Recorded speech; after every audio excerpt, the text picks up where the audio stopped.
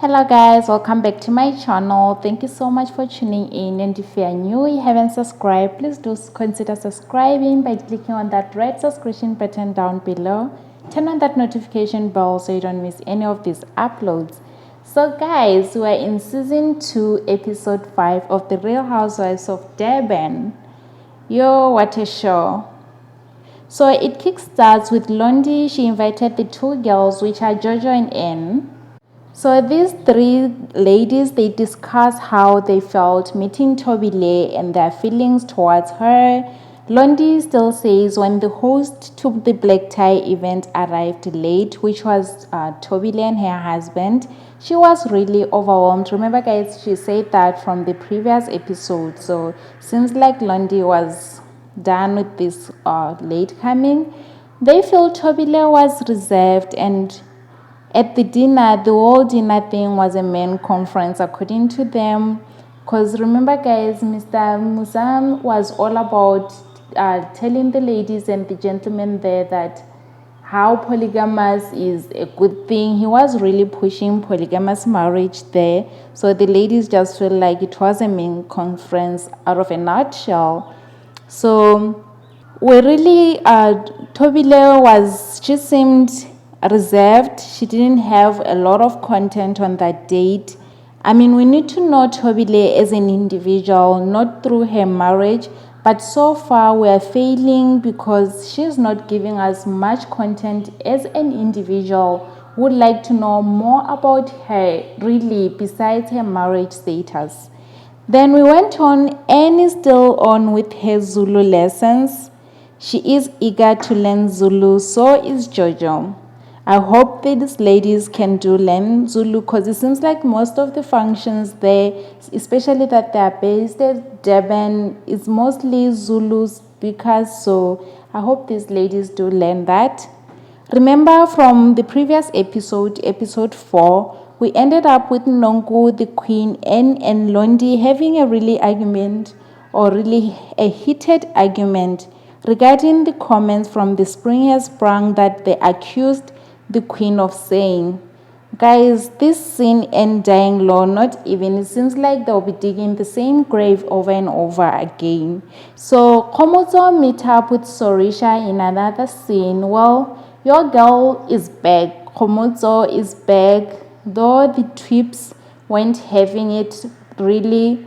They were saying, how can she be back to season 2 when she really failed to show up for the reunion, which is a real deal to the viewers, because that's where ladies resolve and even clarify the questions or requests from the viewers. But Komodzo, remember guys, he didn't come for the reunion of the first season for the reasons unsaid or unknown to us, but she never showed up.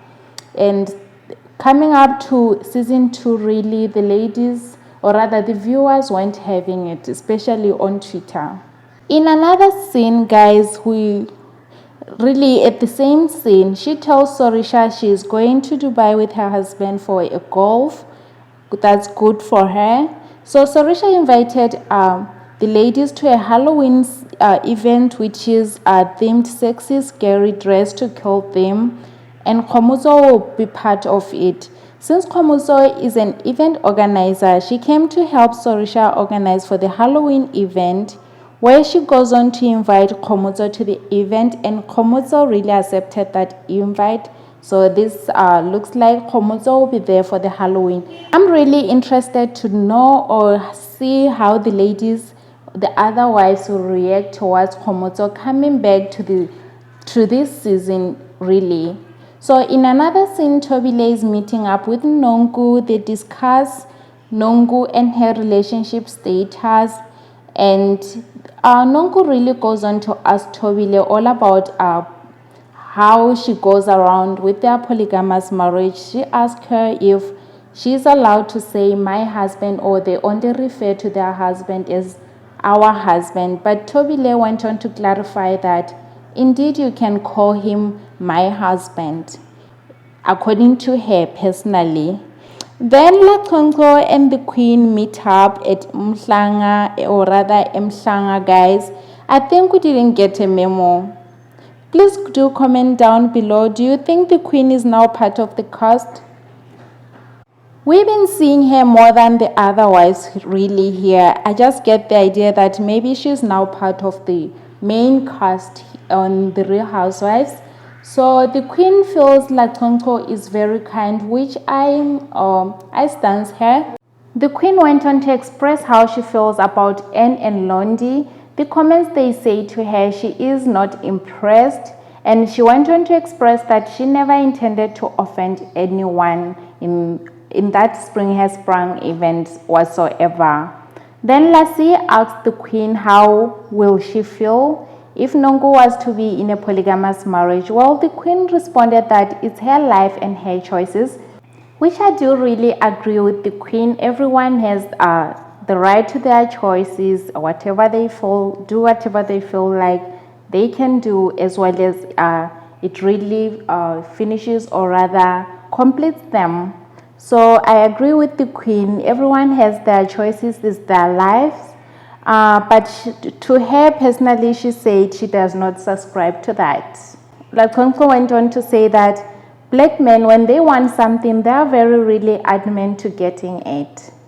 And Jojo Soresha, they attend a Zulu language class. A really interesting scene according to me. I feel like it gave a lot of people who are Zulu non-speakers a platform to learn isiZulu. That was really an educational scene, and to me it was really purposeful and important. So Anne says her kid speaks isiZulu more than she does. Well, the lesson seems to be a success nonetheless, and those three ladies went on to learn the little they could get from that lesson. And in another scene, Lani meets up with her sister-in-law. They discuss their traditional ceremony or marriage ceremony, and which is umemulo, and how they can make it a quick or faster, because she says her mom has been complaining lately, and eventually for her to be finally married. We hope that this whole ceremony and everything will happen in this show really, and more if possible, maybe we can see her wedding also premiering in this show too. We can't wait for that. Then came the highlight scene of the episode, guys. Soresha's Halloween event, it's finally here.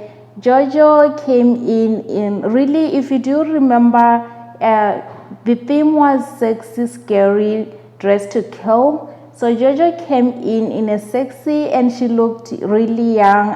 I'm not sure of the character, her character. I don't know if it's Annabelle or what, but she came in really in a cute outfit. Then Anne came in also in a sexy outfit. She never disappointed, that one being sexy. And Lassie also didn't disappoint. Soresha was on Maleficent theme, and the queen came in on all white, which she calls an ice. Then Nongoo came in as a Catwoman. Tobie Lea, guys, I don't know. I'm not going to comment on that because I don't know what her character was. Komodzo also came, and then those ladies came through. Lani and Mabusi were not there yet. I don't know if Tobie Lea was overwhelmed of that, or was she, because she really looked so reserved. I don't know if because she's not yet close to the ladies, she's meeting some of the ladies for the second time since the black tie event. So really they end that too much to talk or chat about since she's new. But I was hoping that she can we can see more of her personality. Well, I was hoping she can mingle with the other ladies and we can see more of her character. But she did not do that, guys. She was really reserved. Lani came in late as Maleficent too. She was really stunning, guys. Though she was twinning with Soresha, but they were stunning, really. They didn't disappoint. Then Mabusi came in too late too, in a Mickey Mouse character. I really loved it. This season she looks a lot more happier than the last season, because the last season, guys, I felt like Mabusi was a whole victim of a lot of the people there really, they weren't treating her accordingly.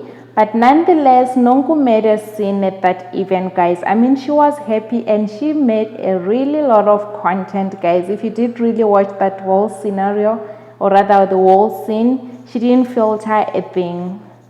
Tobie Lea went on to leave the event early than the other ladies. She left the ladies there. She mentioned she was getting cold, and it seems I don't know if she did tell Soresha that she was leaving or what, because we didn't see the whole scene where she was telling the ladies that she's leaving. So we don't know if she did really tell the ladies that she was leaving or she just left. We don't know about that. Then Mabusi and Nongo had a heart-to-heart from from the reunion. Nongo denied knowing Mabusi, though Mabusi was saying she knows Nongo, but Nongo was saying no, she doesn't really know her. And these two weren't getting really along from the previous season. So nonetheless, these two really tried to iron out things and reach a mutual understanding. We hope they did. The ladies played a game, so and Laxonko and Jojo were on the same team. They won the game at that event. They got gifts, but eventually Soresha decided to gift everyone who was there. And Anne wasn't really impressed by that. She thought, or she felt that only people who have won should get, or they deserved to get the gifts. But nonetheless, Soresha went on to gift everyone.